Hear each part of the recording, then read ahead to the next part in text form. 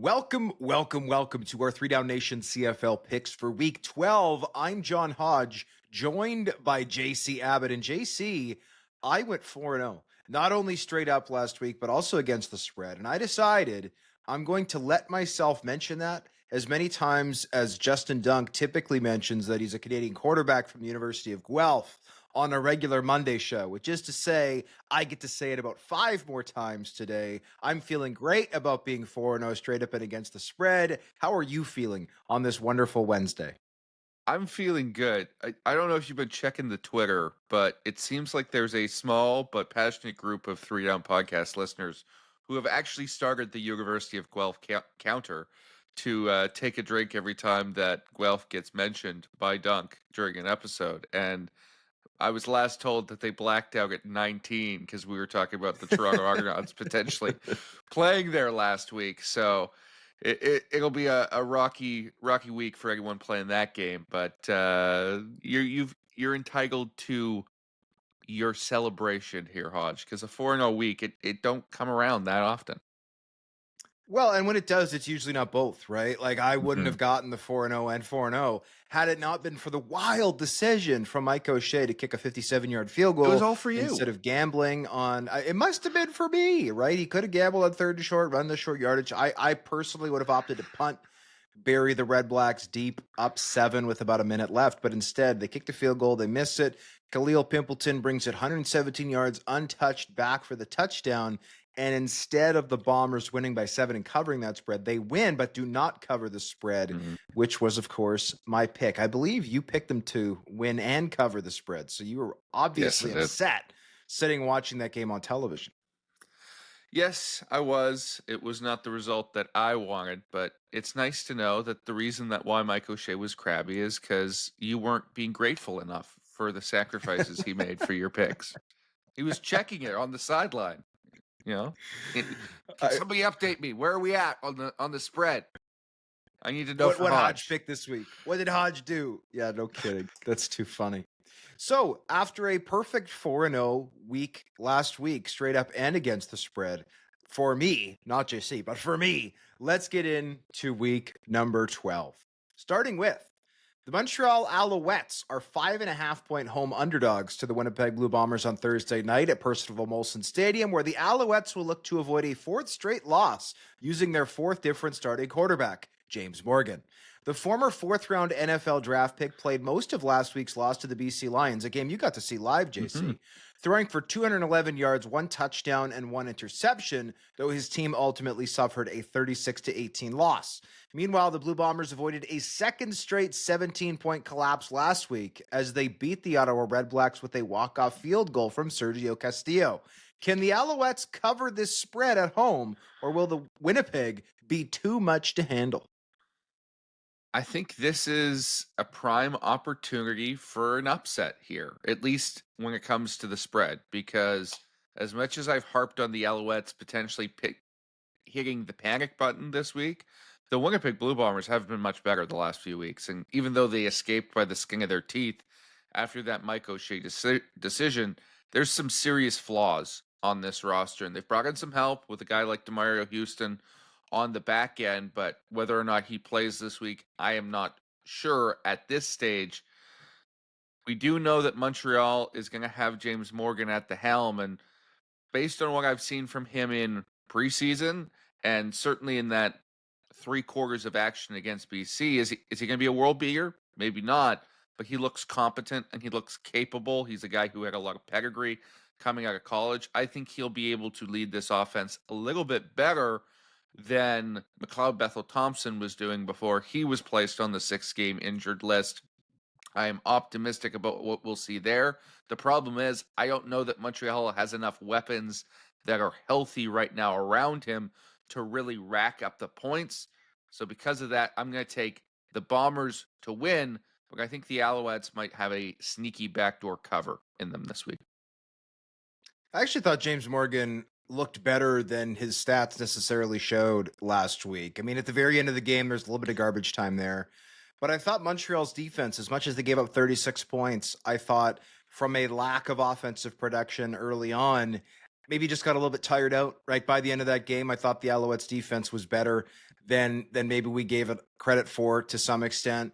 And look, I mean, this team is so banged up right now. Like the list of players who are out. You got Austin Mack, you got Tyson Philpott, you got Justin Lawrence, who's the center of that offensive line and the heart and soul of that unit. You've obviously got Mustafa Johnson still out, dominant defensive tackle. Kabion Ento is back at field side corner this week, but the secondary is still banged up. No Marc-Antoine Dequoy on the back end. Like this team is as banged up as any in the CFL right now. And that's not even including the top three quarterbacks, right, to start the year, all on the 6th game right now. James Morgan, yeah, he's technically a first-time starter this week, but he is far from as inexperienced as most players in that situation. He's a former 4th-round NFL draft pick. He's been on 5 different NFL teams, and obviously he played a considerable amount last week, and he's 28 years old, right? I think being in this situation as a 28-year-old is a lot different than being 23, let's say. That being said, I do not like Montreal's chances of winning this game. I think the Alouettes are a heck of a lot better than they're showing right now. I think they probably have the best excuse of any team in the league right now when it comes to injuries. That being said, I do expect the Bombers to go in and get the win. I am torn on this spread. 5.5 points, like up to a touchdown, I'm obviously taking the Alouettes against the spread.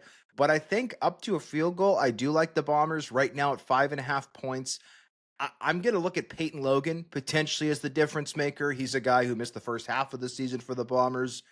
I expect him to be involved in the offense to at least some extent, and I think he's going to be very dynamic for them in the return game. So I will take the Bombers to cover this spread, but any more points, even to 6.6.5, I would be tempted to take the Alouettes. There's 4 home dogs to choose from, by the way, this week, JC. So if you're someone who likes to take home dogs, and generally I am, there's a lot of people barking, but I'm honestly not sure how many home dogs I am going to end up taking. But for this one, I'll take the Bombers to win and to cover. The other thing we haven't talked about, JC, it's a short week for the Alouettes. They played all the way in Vancouver on Saturday. They're now home on Thursday. The Bombers, meanwhile, got a full week to rest and prepare. So that's a huge advantage for the Bombers as well as the injury side. So I will take the Bombers to cover against a tired Montreal team. The Ottawa Redblacks are 2.5-point home underdogs to the Edmonton Elks on Friday night and will likely be without Drew Brown after he suffered a knee injury in last week's loss to Winnipeg. Dustin Crum is expected to get the start for the Redblacks, and the dual-threat passer is 1-1 as a starter this season, having beaten Calgary and lost to Toronto. Meanwhile, the Elks are looking to win their 3rd straight game, which would arguably put them in the playoff conversation in the West Division. Can Edmonton get it done, or will Ottawa rise up with Crum? I don't know if Edmonton can get it done, but I do think that they can get it done. I've picked Edmonton for 2 straight weeks now, and they are a team that has paid off for me, right? As someone who's gone 4-0 straight up and against the spread recently, I can say that the Edmonton Elks are doing a great job of pulling these games off. And Edmonton quietly is the healthiest team in the CFL, like by far. Like Nick Anderson is out. That's a tough break for them.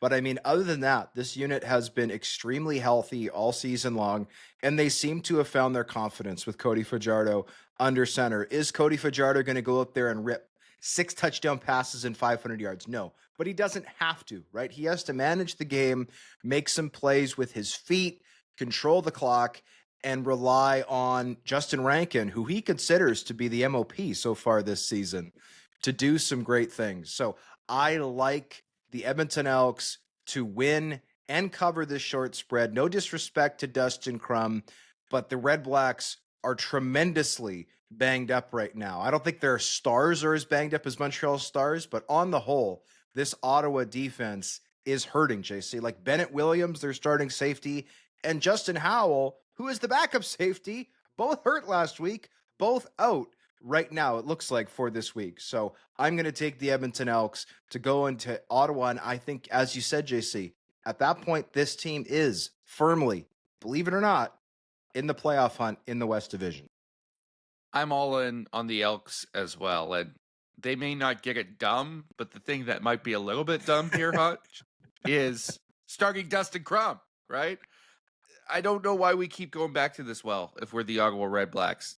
Besides that one ground and pound rainy win over Calgary, he has shown me absolutely nothing as a starter this year. And frankly, I think there are other options in that building that could provide potentially more juice. I mean, Matthew Schultz, we had the one and done. I'm not necessarily talking about him, but Tyree Adams, free Adams, right? He's languishing on the practice roster, barely getting any reps right now. Surely this is a guy who, based on some previous experience we've seen, might provide you a little bit more in the passing attack than Dustin Crum has been able to do.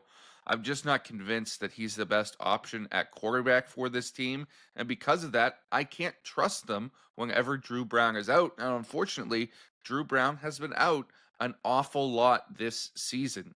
The Edmonton Elks, on the other side of things, are turning things around, right? You mentioned Nick Anderson going down. Well, that's a tough blow, but Joel DeBlanco has been playing great in relief. He's been proving to everyone why he was the first overall pick a couple of years ago. They're figuring things out in the secondary. They're finally getting a little bit of pass rush. They should be able to generate more of that against an Ottawa offensive line that has been hit and miss this season. There's a lot to like about this matchup overall. And when you've got such a sizable advantage at the quarterback position, as I believe Cody Fajardo has over Crum, it's hard not to take that team. I'm riding with the Elks, and I'm picking them to cover this very short spread as well. The Toronto Argonauts are 3-point home underdogs to the BC Lions on Saturday afternoon, where they'll look to snap a 3-game losing skid that has them at a league worst 2-8 on the year. The Argonauts lost at Edmonton last week despite a strong performance from Nick Arbuckle and are currently banged up as star receiver DeMonte Coxie suffered a head injury late in the game. The Lions dominated a well-traveled Alouettes team last week as Nathan Rourke threw 4 touchdown passes to be named CFL's highest-graded player for Week 11 by Pro Football Focus. Can the Argonauts snap the streak, or will BC win a third in a row? I think the Lions are notching a third win in a row under their belts, right? Toronto right now is a team that seems lost, and they'll be able to put up some offensive numbers. Kudos to Nick Arbuckle for what he's been able to accomplish this season, but with DeMonte Coxie likely out with that head injury, I'm just not sure that they're going to be at full strength, and the Lions defense has turned things around the last couple weeks. I think they'll finally be able to generate some pass rush against this porous Toronto offensive line. I think when you've got a guy like Matthew Betts, who's been quiet as of late, going up against somebody like Brandon Kemp or John Boss is going to be a welcome relief for him and an opportunity to tee off on a quarterback. And then on the flip side, Toronto has just not done anything defensively as of late that scares me. And Nathan Rourke showed in that game that he is playing at an extremely high level. He was seeing the field effectively. I think he's going to get some easier looks from Toronto this week, and he is going to rack up the yards. They'll get James Butler involved as well, and it's going to be a full-fledged offensive attack. I expect that this game is going to get a little bit lopsided. That's how I would think it's going to play out, and I'm taking the Lions. Yeah, I think Nick Arbuckle, full credit to him, has been playing actually very good football at times over the last 6-7 weeks, and in general, good football. That said, when you watch late in games, right, when things are really on the line, the Toronto Argonauts offensive scheme, and I do consider Ryan Dinwiddie to be an elite CFL mind in terms of offense, is little more than throw it up to DeMonte Coxie and pray. Like, that is what they are at the end of these key games. And that, unfortunately, is what happened late in that loss to Edmonton last week, where Coxie unfortunately got hurt. His helmet bounced off the turf, a bit of a scary scene. Fortunately, was able to leave under his own power. And obviously, we wish him the best in recovering, a speedy recovery, hopefully. But he didn't practice right on Tuesday due to a head injury officially. And head injuries can be very fickle. Obviously, they're very serious.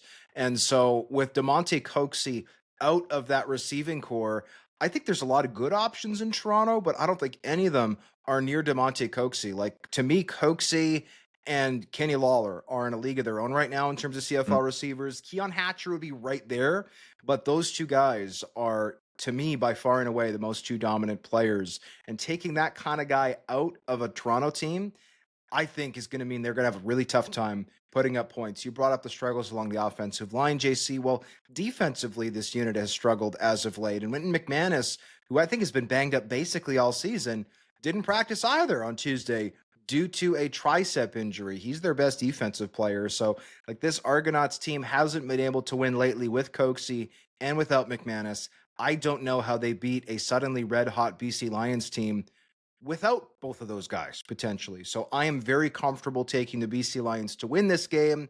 I'm also very comfortable as someone who just went 4-0 straight up and against the spread to pick them to cover this 3-point spread. I'm surprised, frankly, that it's only 3 points. I would be happy to take the Argonauts -4, -5, really up to a touchdown. I'm surprised it's only a field goal right now.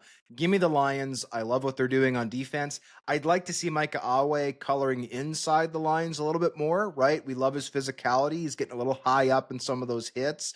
But between him, Deontay Williams, like they have really set a physical tone there. So I think this game will be a Lions win. And I don't think it's going to be, I don't think it's going to be a blowout, but I don't think it's going to be close either. Give me the Lions to win and cover. The Calgary Stampeders are 1-point home underdogs to the Saskatchewan Roughriders on Saturday evening in what has to be considered the CFL's game of the week. The Riders have only one loss on the season, and it came at Mosaic Stadium at the hands of Calgary back in Week 6. Saskatchewan has won 4 straight since then, while Calgary is coming off a bye after beating Winnipeg in Week 10. Can the Stampeders win this game and sweep the season series against Saskatchewan, or can the Riders make it 5 in a row? Full credit to the Riders. They've won 4 in a row. They looked brilliant against the Hamilton Tiger Cats last week, like just a dominant win. First of all, that's the biggest thing I'm hoping for this week is can the game of the week not be a dud? That was a dud, unfortunately, last week. A game I was super excited for, and it's like, this is a blowout. I want this one to be like a 33-32 back and forth, brawl. I want to see a super well played game from both teams that goes right down to the wire, and hopefully we get it. To me, I'm going to take, I would be remiss if I didn't take at least one home dog. I know home dogs are great. And as somebody who went 4-0 straight up and against the spread last week, I want to make sure that I'm sticking to my fundamentals. So I'm going to take the Calgary Stampeders. I know it's only a point, but to me, they have shown from their previous win, they're the only team to beat Saskatchewan this season, and they did it in Regina, and they did it by 14 points. I think that the Calgary Stampeders have Saskatchewan's number to an extent, just the same way that the Saskatchewan Roughriders clearly have Hamilton's number with 2 very one-sided wins so far this season. So I'm going to take the Calgary Stampeders. They're a little banged up in the back end, which is a bit of a concern for me, admittedly, especially given how well Trevor Harris is throwing the football right now to a very deep receiving core in Riderville. That said, I think the bye is a huge thing here for Calgary. There was a time for many, many years in the Dave Dickinson era where the Calgary Stampeders were quite literally unbeatable coming off a bye and unbeatable at home, right? That's obviously gone away the last few years. Well, the Calgary Stampeders are pushing to be the top team in the West Division. I think they can turn back the clock here and be a team that is tough to beat at home, tough to beat off the bye. And so I will pick the Stampeders. I think it's going to be a close game, and frankly, I'm hoping it will be a close game. I want a tightly contested, instant classic type of game, regardless who wins. I will take the Stampeders, however, to win it. Heck, we'll call it a walk-off field goal from Rene Paredes. I'm in the same boat as you, Hodge. I think the Calgary Stampeders can get this done at home. I think the rest will play a huge factor, and credit to our colleague Brendan McGuire for this stat, but no team in the history of the Saskatchewan Roughriders has ever started a season 9-1, right? It's very tough to do. They've won some close ones along the way, and I think that Calgary coming off the bye is just going to be a little bit more prepared, a little bit less tired, and with the home crowd hopefully behind them as McMahon starts to fill back up and believe in this team, I think that Vernon Adams Jr. can create a little bit of magic on offense, hit some deep shots, and get the ball moving. I don't think this is going to be a crazy wide margin. I'm not expecting it to be as lopsided as last week's game of the week, or even when these two teams played in that delayed game at Mosaic earlier in the year. It should be close, but I think the Calgary Stampeders can get a little bit more pressure on Trevor Harris than he's been under in the last couple weeks. A guy like Jalen Hutchings just can't be accounted for. And I think offensively, they'll be able to hit just enough big plays to get it done.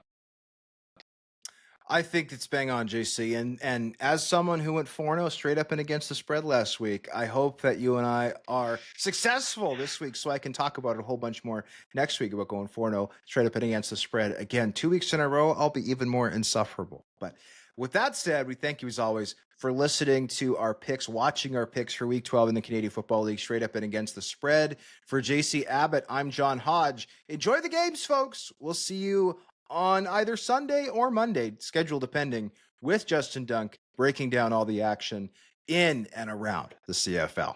Cheers.